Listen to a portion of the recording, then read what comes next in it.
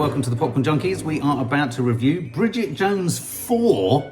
Yes. 4 Mad About the Boy. So hit the subscribe button and the notification bell because we do so much content on this channel that you don't want to miss. So much. You don't want to miss out. This is how we're spending our Valentine's evening, reporting to you. We've spent our Valentine's evening with more people than we've ever spent our evening with in our lives. About 190 people, all sat together tightly. No couples in the cinema we went to see what? Bridget Jones, Mad About the Boy. And there were almost no tickets in every cinema across London. So every it's cinema. Huge. And places like The View and the Picture House Central have got like 12 screenings on tonight. No tickets. They're saying, initial reports are saying that this is going to be a bigger box office hit here in the UK than Barbie was when it opened, which is staggering. I went in, I was at Loose Women today and you know, was in the meeting before the show and all the production, everyone was going to see Bridget Jones. Yeah. And I was like, oh my God, how can you all be going to see Bridget Jones? I mean, come, they said, well, you're going. I said, yeah, because I've got to review it. But Bridget Jones, what is it with Hollywood where everything has to have a sequel after a sequel after a sequel?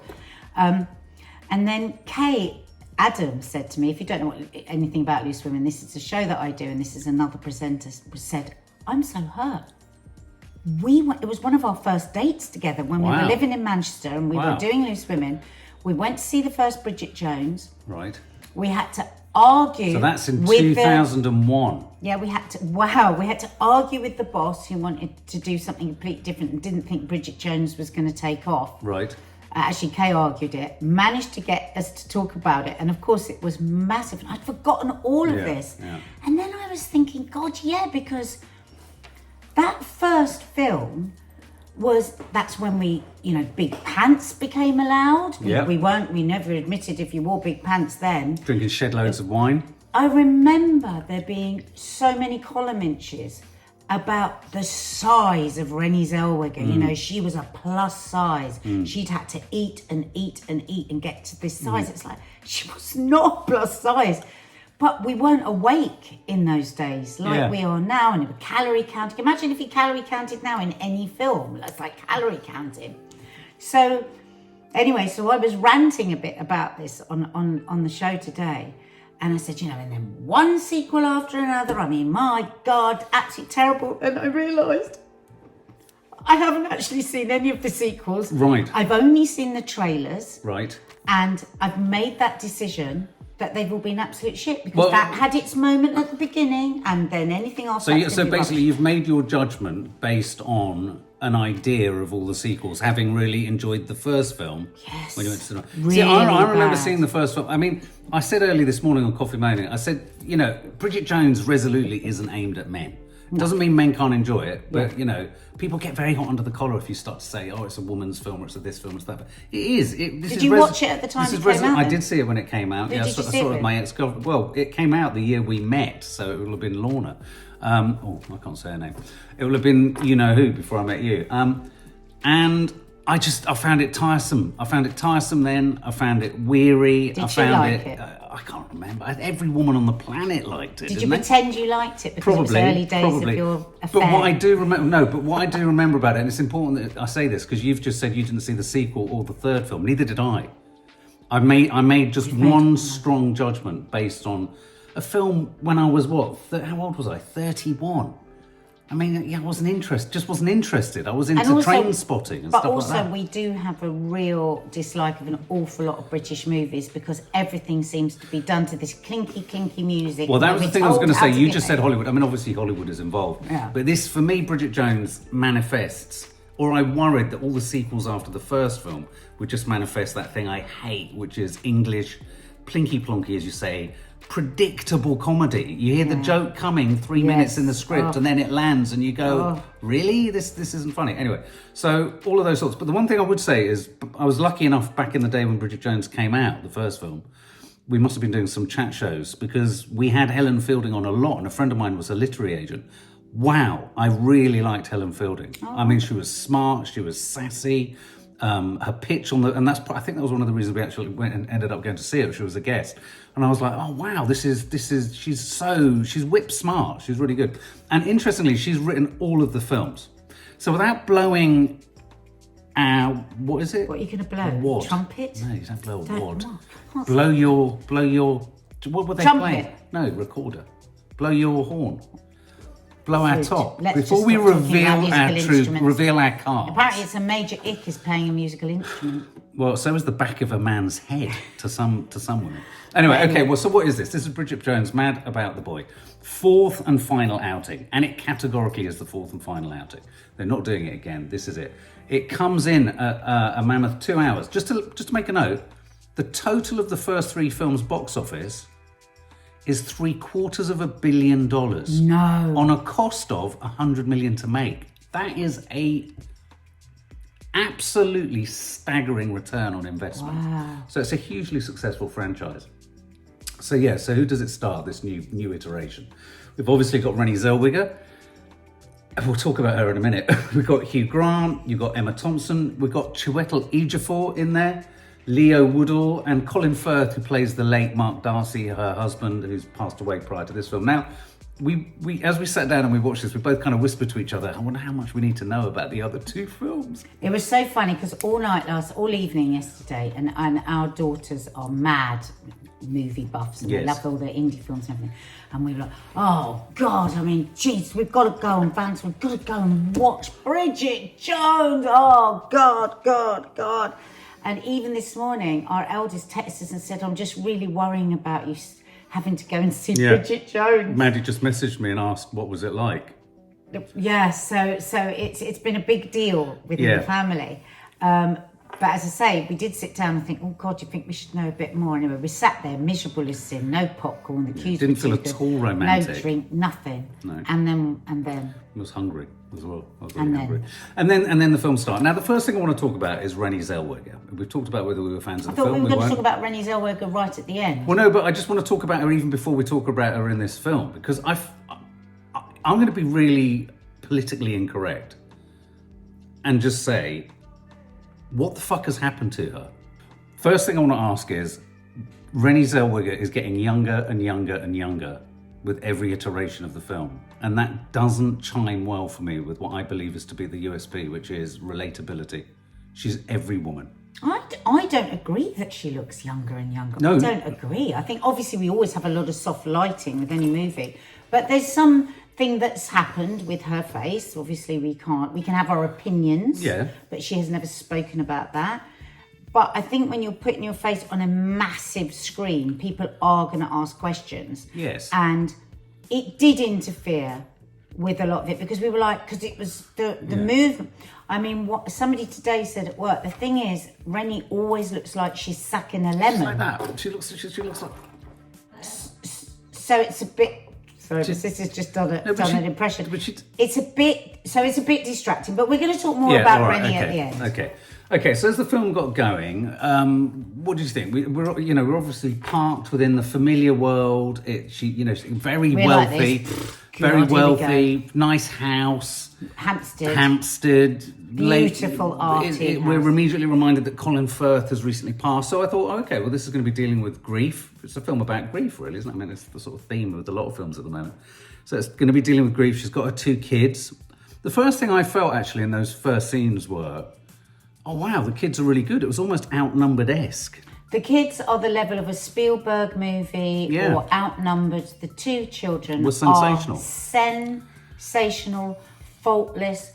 Often British kids aren't the same kind of actors as American kids, are they? Because they don't have that openness with their feelings. They're shit. So they are astonishingly good. I mean, actually, so good. Yeah. And then quite quickly, and the reason I'm kind of dodging Bridget Jones herself, because you'll find out why in a minute. Hugh Grant lands quite quickly. Oh. Right, so there we are, thinking we're going to have the worst night ever. We are suddenly howling. Howling with laughter. I mean, belly laughing. Funny. The writing, perfection. The delivery, perfection. He was the sensational. Twinkle in his eye, perfection. He is a true superstar. And what was so wonderful about his introduction into the film was obviously he's a cad. Obviously they've had a thing. He has a thing with everyone. He's constantly on the And what he manages to pull off is he's not sinister. He's a really lovable He's just an absolute good-hearted slapper. Yeah, he's a slapper. He just, every chance he can, he wants to have sex. But I love the detail that when he was invited over right at the beginning of the film, he was invited to babysit, because that was such a kind of I flip. loved it. That he would be the choice of babysitter. Very good writing and not woke. No. You know, they're not constantly explaining things. No. You know, you don't have to say, you know, he mixes a cocktail with the kid and nobody says, oh, you shouldn't have mixed shown the kids vodka. You know, it's just allowed. Yes.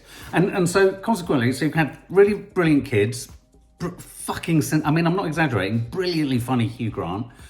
We then are introduced to scenes of her... And beautiful sets, beautiful set, yeah. It really is. Yeah, and really not that sort of... It didn't feel like quite a lot of British films where you got all the set build. I mean, there is set build, but it was house. Beautifully, authentically done, and I think really it was mixed arty. with some really nice location work as well. So it felt very authentic. It felt very real. It had a crispness to the editing. I thought even though I was kind of getting to grips with Renée Zellweger's performance as Bridget Jones, it felt fast, and it felt, you know, snappy, and it felt like it was moving along. We had a nice little kind of vision of Colin Firth. We had a very emotional moment at the beginning. I thought, oh my God, I actually had a twinge of emotion. So I felt near to tears, and I was laughing hysterically in the first 10 minutes. Yeah, and I thought, right, what's going on here? Then we meet possibly a man who I now have the biggest, fattest man crush on, which is Chiwetel Ejiofor, as the school gates of the school. Gorgeous. And not only gorgeous, voice. but gentle and nice and kind and beautiful. Blows a whistle like no one else. Brilliant actor. And what we discover is that effectively everyone in her life, everyone surrounding Bridget Jones, was sensational. The characters are fantastic. The actors are The script brilliant. was good. The script was Tight. fantastic. But then I just thought, what's snagging me here? And it was her. Yeah. She was performing this like a. My theory on what she was doing is that she's like, my sister's over there doing this. So there's a lot of this, like she's sucking a lemon, and Very odd. She's looking at this now. We saw Renée Zellweger in the Judy Garland film. She was sensational. Yeah, there is no doubt she's a great actress. Yeah.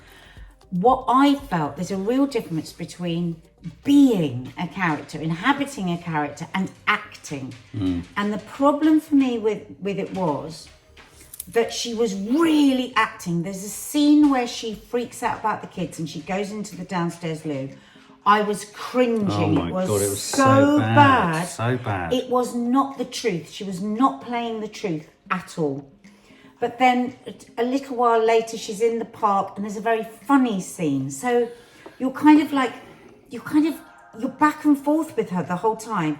She's trying to play a geek, but she hasn't inhabited a geek. She's sort of doing this really weird movements. And actually, Mark and I did say to each other, I suspect that real Bridget Jones fans are going to say, that's who she is. This is what she was like right in the first film. This was her. She was just a really odd, clunky sort of person. Do you think she's fallen foul of that very, very difficult thing? Because there's big gaps between these films. I think she's fallen foul of her own success. It needs to change a bit as you've got older, and so it was so performed that it distracted from everything. Like, she's supposed to be quirky and geeky, yeah. But I said to Mark, it's almost like the director was a bit nervous to tell her to tone it down. I would have been saying to her, it's great, Renée, but just bring it down 4 notches. Well, I agree. At a point, she was just like she'd been plugged into a socket. She looked like she was operating a pneumatic drill sometimes. It felt Honestly, I'm not joking. She was like literally shaking. But we were having such a good time. Well, yeah. With the writing and with the look of it and the other characters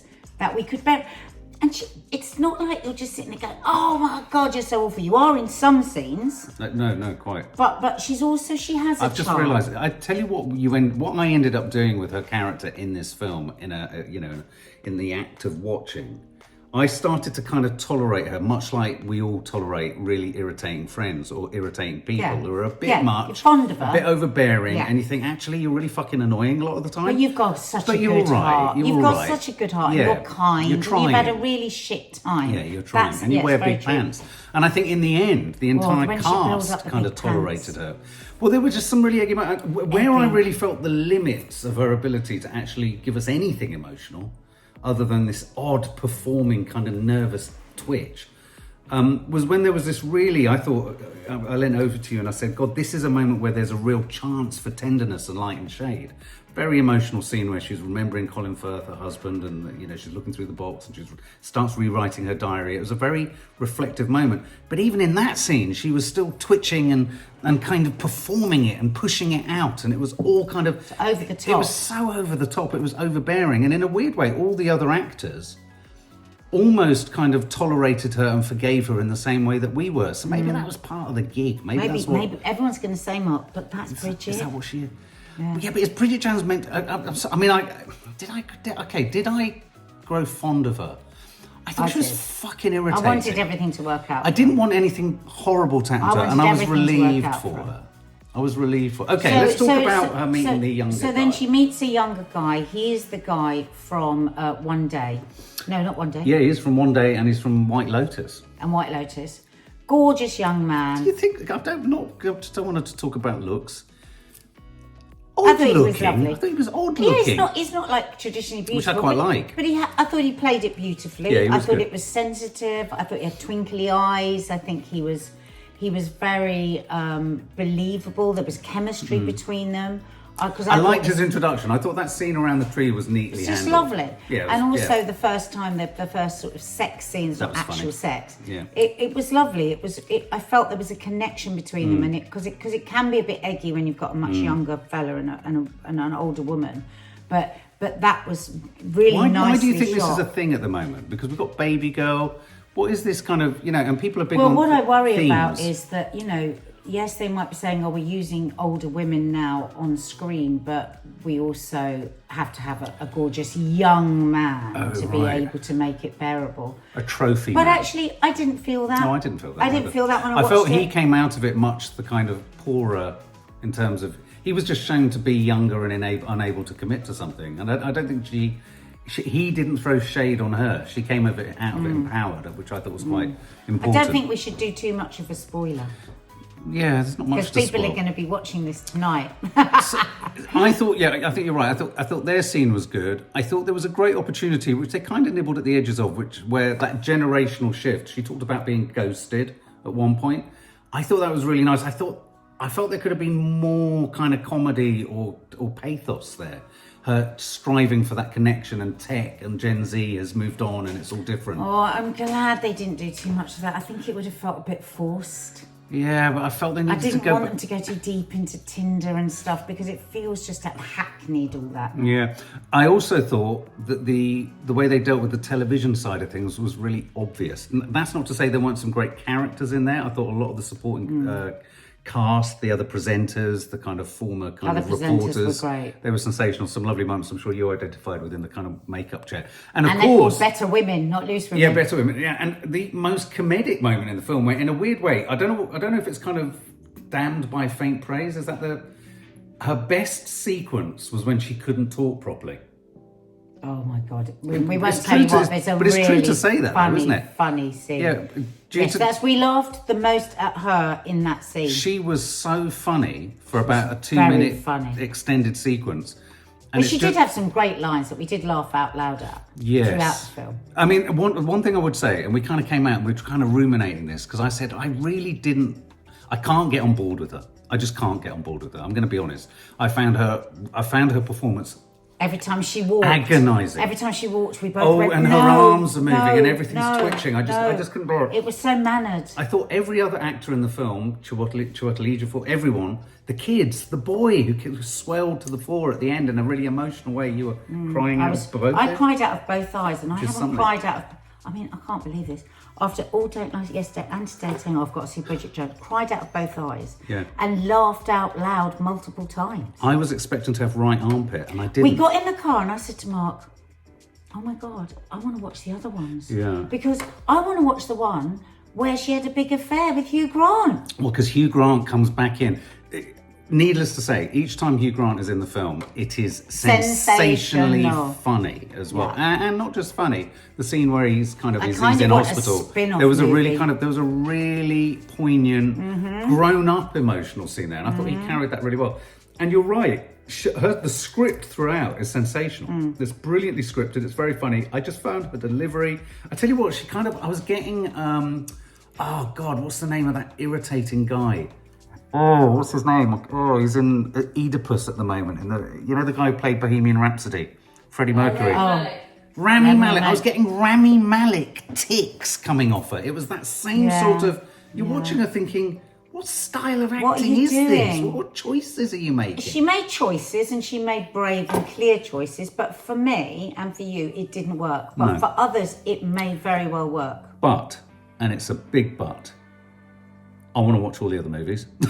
We got in the car and said, this is bizarre. I want to watch all of them. I want to watch the one with Hugh Grant. Oh, yeah, and also, if you can actually believe it or not, and it's about Bridget Jones and she's the star, everyone else around her is so sensationally good and naturalistic and nuanced. Even when the kind of painting of the world, like the TV world, was very two-dimensional, I bought into all of them. Very quick one-liners. It's really important in comedy to play it. You play it straight, and then it's funnier. That's what I think her problem was. She was playing the comedy too much. Yeah. It was almost like she could hear the background of classic British movies. Benny Hill music. Some of her accent went just. It was like I didn't feel like she was English. It felt like she was American being English. Yeah, I agree.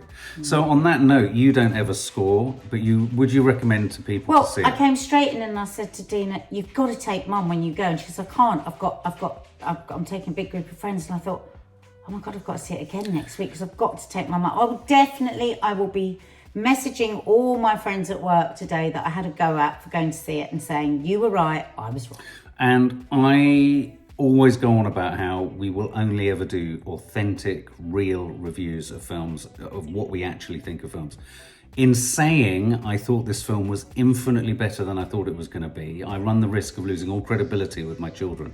We're actually really frightened. Especially when I came in off the back of Better Man and also said, you know what, guys, this is a film you need to give it. It's worthy of some time. It's more than what it is. Now, I think with Better Man, the advertising campaign shot it in the foot. And I think with this film, the same problem I think I may have had with the first film persists, which is Her. But it is a true tribute to the rest of the cast, the script, the rest of the production team, that I forgave the film. Renée Zellweger. And now we're going to be looking for the other two. I cried and I laughed. She does. She has a beautiful scene where she looks at the grief. I don't want to say too much because I don't want to spoil it for people, but she made me cry in that, and that was that Renée. She was being. She wasn't acting. Just a bit musical theatre almost, you know. I didn't feel it's like she's on stage. It's a very different way to act on stage. Which is possibly why Judy Garland was when she did Judy that's why it probably suited her. Judy Garland was a very it was too big for the screen. Yeah, if I was to score this, I would remarkably give this probably 75 out of 100. Bloody hell. I can't believe I'm saying that. Don't let Maddie know. I won't let Maddie know. Whilst you are here, please have a look around the channel. We have so much going on here, and hit the subscribe button and the notification bell, because if you hit the notification bell, you can be notified.